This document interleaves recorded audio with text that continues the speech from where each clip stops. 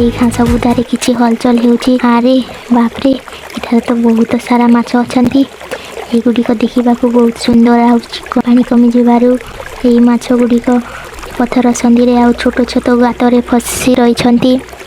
ଆମର ଭାଗ୍ୟ ଆଜି ବହୁତ ଭଲ, ପ୍ରତିଟି ପଥର ତଳେ ମାଛ ଅଛନ୍ତି। ଏହି ମାଛ ଗୁଡ଼ିକ ଖାଇବାକୁ ବହୁତ ସ୍ୱାଦିଷ୍ଟ। ଏମାନଙ୍କୁ ତେଲରେ ଭାଜି କରି ଖାଲି ଭାରି ବଢ଼ିଆ ଲାଗେ। ଯଦି ଆମେ ଶୀଘ୍ର ଆସିନଥାନ୍ତେ ତେବେ ଖରାରେ ଏଗୁଡ଼ିକ ମରିଯାଇଥାନ୍ତେ। ନଦୀରେ ଜୁଆର ଛାଡ଼ିଗଲା ପରେ କେମିତି ପାଣି କମିଯାଇଛି।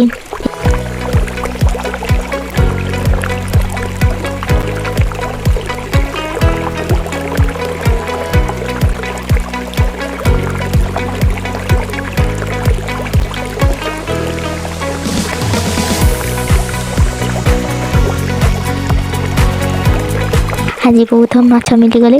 ଏବେ ଘରକୁ ଯିବା ଆଉ ବନ୍ଧୁମାନଙ୍କ ସହ ଭୋଜି କରିବା।